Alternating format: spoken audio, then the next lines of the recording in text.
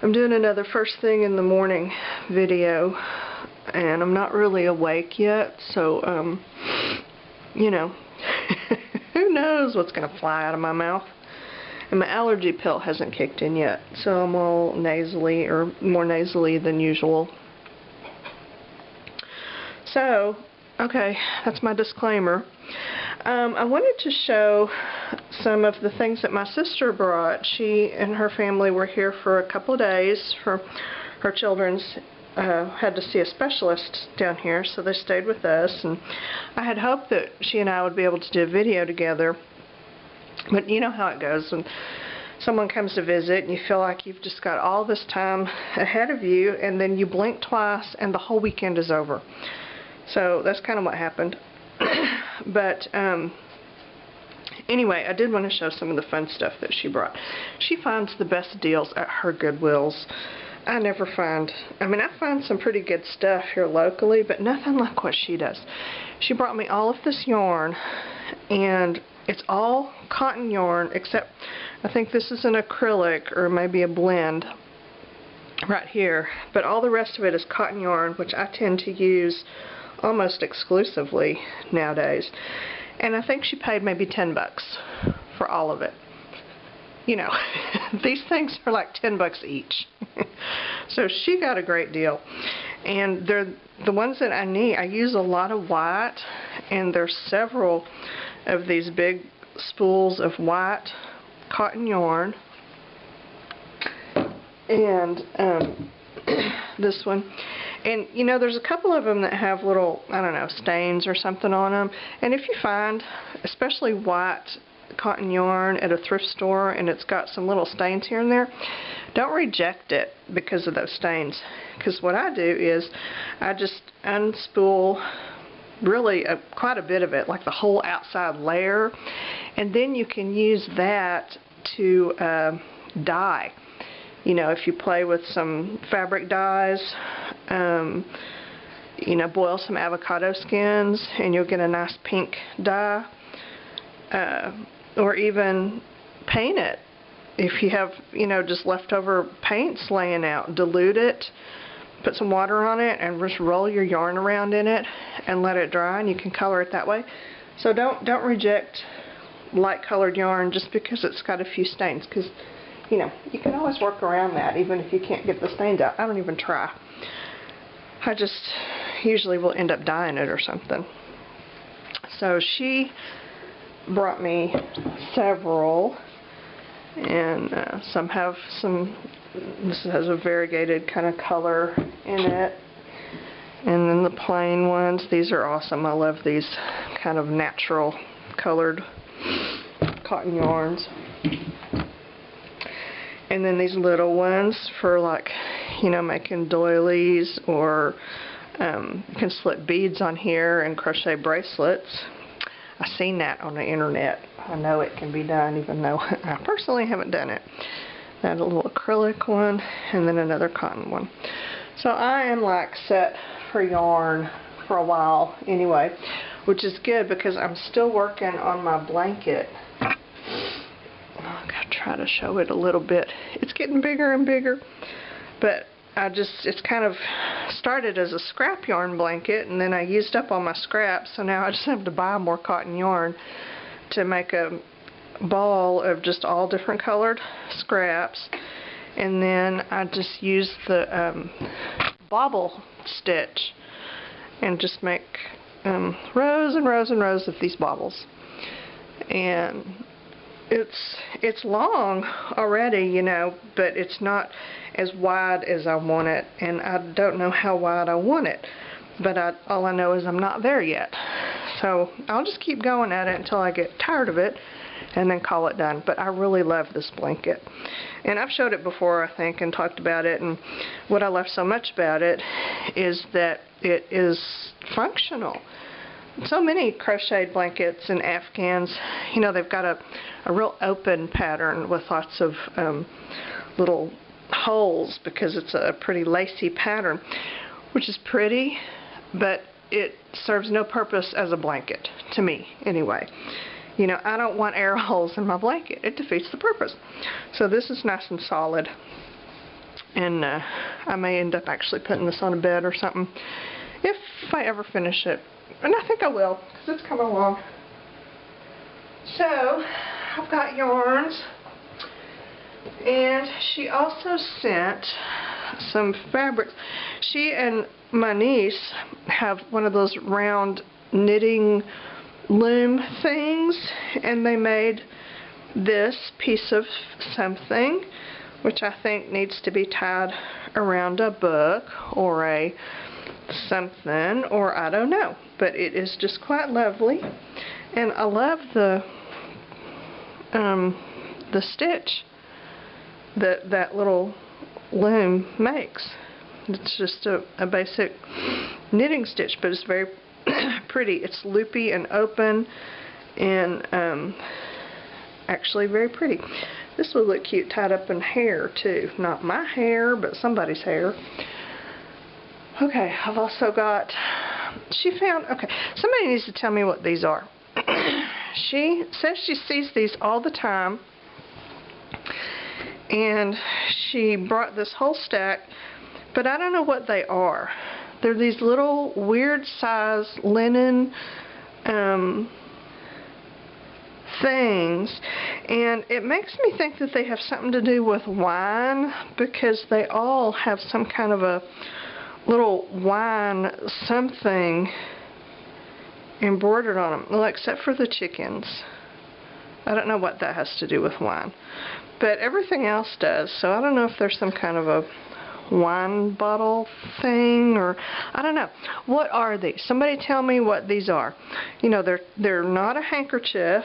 They're not the right shape. They're too small to be like a fingertip towel. They're very thin. I don't know what they are, but they're just fabulous. So I'm going to figure out something to do with those. And she sent some linen napkins, which I love. I have like a closet full of these linen napkins that I really should probably do something with. I don't know what. But now I have even more, which is just really good, because, you know, if a few is good, more is better, right? Right. That's the hoarder's creed. And then she saw this pillowcase and got it because she thought of me, and she was absolutely right. It just needs to be cleaned up a little bit, and then I need to find me a pillow the right size, and then it would be a perfect little throw pillow thing because it matches my house. And she found some fabric, and this is a pretty kind of a peach colored, feels like a cotton duck cloth maybe. It's a heavy something. And there's quite a bit of it, so I can cover something with that. And what else did she send? Oh, okay. Apparently this is some good gelato, because she's got several empty gelato containers here. And apparently the sea salt caramel is tasty, because that's what most of these are. But she felt that I might be able to use these, and she is right. I might be able to use them. I don't know for what, but I know for something. Ooh, I just had an idea. Okay, I'll be right back. Okay, here's an idea of what to do with these. Look, your paper beads will fit in here in just a lovely way, and then you can see inside. So, you know, if you make beads in different color schemes or shapes or whatever, you can see what you've got. So I think we all need to start eating this gelato so that we can have these containers, because they're just fabulous. And okay, here's what I've been, I don't really store my beads in this, but this is where they live until I get around to storing them. I got this little tray. I found this at the Dollar Tree. Okay, it was $1, and it's just a little hard plastic tray, and I stick my beads in here when they're finished, because I'm too lazy to take them upstairs, so I just keep adding to the pile. I had these right here, and then this is just the little tube beads, and my pile of toothpicks that I put the beads on when I'm putting the varnish on them. But, see, they just fit so perfectly. And these beads have already been varnished, so they're ready to be used in some way. I don't know what way. Let me get through making noise and I'll tell you an idea I have.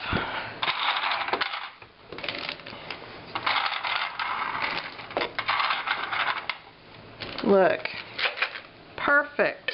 See, when stuff fits perfectly like that, and to me, that just says, oh, okay, that was meant to be. So, yeah. There we go. Bead containers. And you get to enjoy the gelato first. So, there you go. My idea was, after I sneeze, okay, an idea that I had, I've been seeing a lot of these little bead charm dangly things that people are hanging off of their planners and their keychains and their stuff, and they're cute as can be. And I've watched a few videos of people making them. There was who's made some? Kelly, whose last name escapes me. I'll find it and I'll try to remember to put a link down in the description. She's made some little charm danglies. Anyway, they're cute as can be. But I thought, how cute would they be with a mixture of paper beads and then just regular glass beads, or metal beads, metallic beads, whatever, any kind of beads, but just to add some paper beads in there. So I may do that. I may try to make some little dangly charms with that.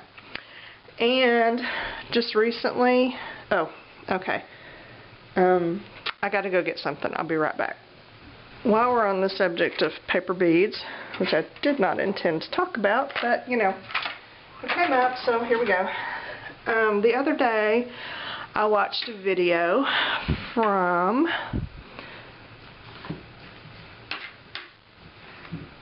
That bothers me. Get out of my frame. There we go. I watched a video from the the Frugal Crafter. She was making what she called Pandora paper beads. And it's in the style of those, you know, those Pandora beads that are so popular now. And I watched it and I was just fascinated with how she did it. And, you know, what she did was she used a knitting needle. I found that a size 8, I think that's a US size. I don't know what that would be in the UK, but I had to just use 2 or 3 different ones till I found the one that was the right size. Then I found that for me it was this size 8. If I wrap the bead around this size 8 knitting needle, that works. And she gives really good instructions and measurements for cutting your strips. I didn't really measure. I just eyeballed it. Sometimes they turn out right, sometimes not so much, but you know me. Whatever. But anyway, so watch her video for the how-to. Wrap it around your knitting needle, and then that gives you a big hole in the middle. This is my little container of beads that I've just finished up, but I haven't varnished them yet. So let's just find one. And some of them end up being kind of, you know, like, ooh, awesome Pandora shape, and then others, oh, not so much. Okay, this one's not too bad.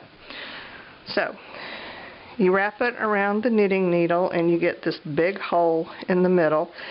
And then she used, I forget what she called them, some kind of bead forms or bead inserts maybe that she got off eBay.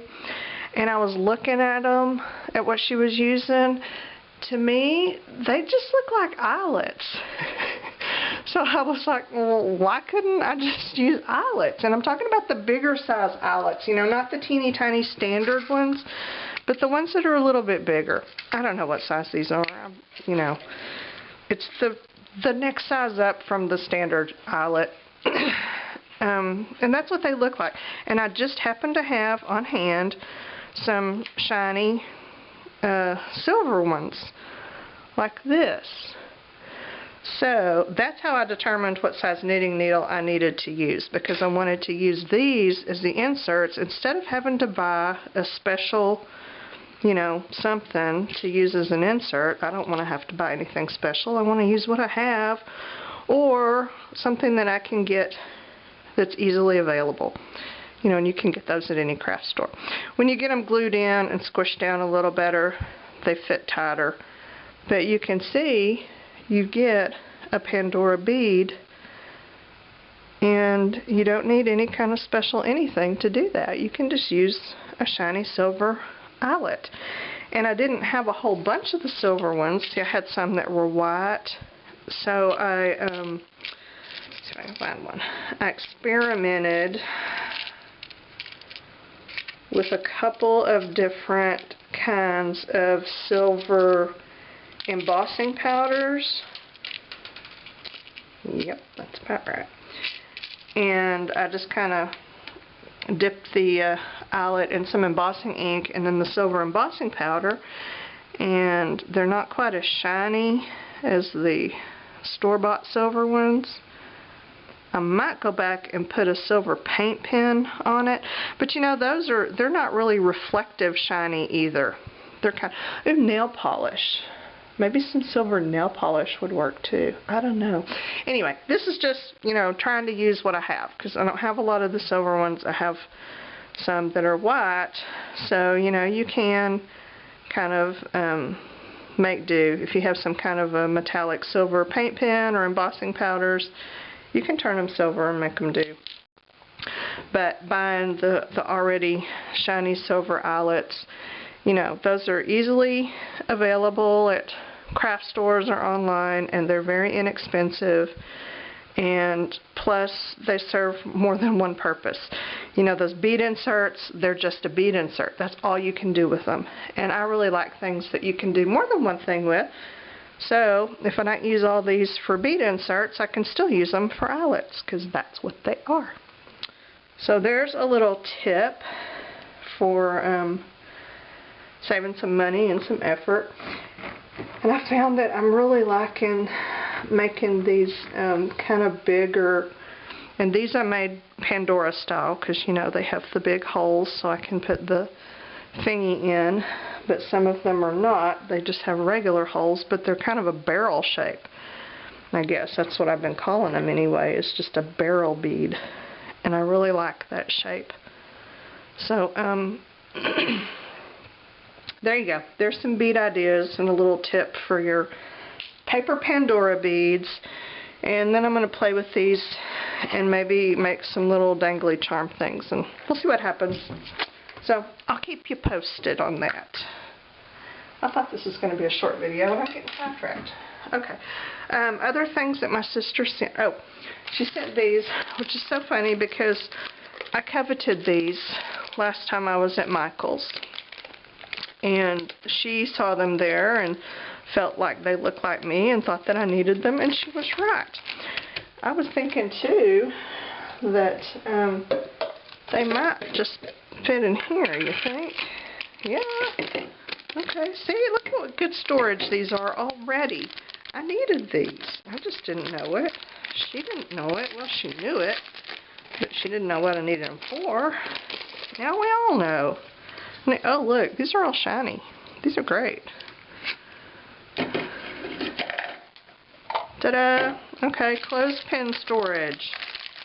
Delicious gelato and clothespin storage.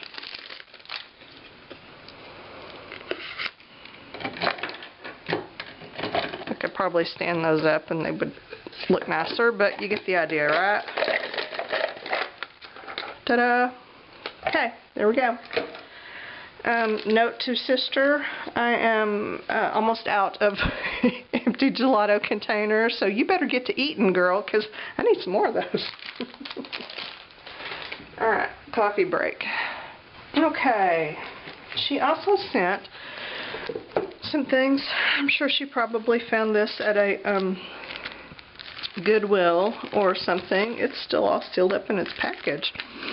I don't know. I don't know what I'm going to do with it. I'm either going to take it out and steal all the threads from it, Or I may send this to someone who cross stitches and can use it, because I have someone in mind who I know cross stitches, so I could do that. She sent, this is fun, my grandparents, my mother's parents, lived in Sweetwater, Texas when I was growing up. And this is a souvenir issue of the Sweetwater Reporter from November 1990. And it just shows articles and headlines from moments in history. Some of them are really offensive, and I hate to even show it because, well, but it's history, and this is just the way we were back then. Okay, that was JFK's assassination. But look, atomic bomb hits Japs. I just don't like that word. That's just not respectful. And it's all over the place. But that's what we called them back then, I guess. So there we have it. But I'm sure some of these are going to be worded so fun, like some of the other vintage letters and articles and things that I've read in the past. So I really can't wait to read through some of these and just see how entertaining they are. So this is fun. And then I got these are some different quilt patterns and some transfers and things that belong to our grandmother. And this is how she did almost everything, all her quilting, and she cut her patterns out of grocery sacks. I bet everyone's grandma did that. And then she wrote on there, you know, what they were for. So that's kind of fun. I love seeing things in handwriting from my grandmothers and great-grandmothers in their handwriting. She sent this box, which I cleaned up a little, and it kind of fell apart in the process, but I'm gonna kind of redo it in some way. I may just use some kind of like a vintage looking washi tape or something to put a hinge back on it, and I'll probably maybe use a thin tissue paper or something to cover the inside, because I want this to show. This is to Grandma from Eddie Young, Christmas of 1953. And I want that to show through. So even a dress pattern might look cool to line it with, to you know, cover some of the yuckiness but still have the coolness showing through. It's just really a strange cardboard box. It's like padded on the top with this weird paper, and I don't know, it's just really odd, and I really love it. And I don't know what I'll put in it, but I will store something in here because it's just too cool not to use. So there's that fun box. I'm sure she picked that up at a Goodwill for next to nothing. And okay, she finds these at Goodwill all the time. And I'm going to show you at the end the whole collection that she sent me. She just sends them when she finds them, and she finds them all the time. But it's these scrapbooks. And they're just, you know, post-bound scrapbooks. And I'm sure they were before the acid-free archival stage. This is basically just construction paper. But she gets them for like $1. And, you know, you just can't leave things like this at the store when they're $1. You know, I totally get it. But I need to figure out what to do with them because I've got so many now. I really need to start using them. So I'm gonna start thinking about that. And then she sent 2 more. This kind with the little string around the posts. And it's got the kind of a natural construction paper on the inside. Oh, that's got somebody's baby. This is Sydney Ann Bailey, 11/8/04. Well, bless her heart. Well, Sydney's adorable. Oh, I feel bad because Sydney got left in the book. Huh. I wonder if there's another Sydney Ann Bailey here. one was cleaned out. That's really weird. Okay, anyway, there's my scrapbooks. So I need some ideas on what to do with these scrapbooks. I mean, obviously I could use them as scrapbooks and just fill them with, you know, scrapbooky things. But I don't scrapbook. I don't have any desire to scrapbook. I don't want a scrapbook. So I would like to fill them with something, but I don't know what. I could use them as art journals. You know, I don't have to use that same paper. Ooh, you know what? I wonder, they might make good jelly journals. Okay, there's a thought. Okay, that is all I have from my wonderful sister who keeps me well supplied. I'm going to move the camera and show you the huge collection of scrapbooks that I have so that you will be inspired to help me figure out what to do with them. Okay, there's my little red wagon full of scrapbooks. And I keep this just parked in my living room just like it is because I like it. I like my little red wagon and my scrapbooks. And some of these I bought. Most of them she bought for me. And there's all different kinds. Some have pictures in them. Some don't. Some are leather. That's some old, you know, those, what do you call them? Those old wind-up record player things. That's what those go to. I stuck them in there because they're the same size. And then there's all these different scrapbooks and photo albums and things that I really need to do something with, but I'm just not sure what. So somebody come up with something clever and brilliant and tell me what to do with all these things besides putting pictures in them and using them as a scrapbook, because, you know, I can figure that out on my own. I wanted something different, but I don't know what. You know, it's that thing. So, anyway, that's all I have for now. Thank you, Maine, for all the goodies. I love everything, obviously. You know exactly what I like. And I appreciate you bringing it and thinking of me. I love you. Okay, the end.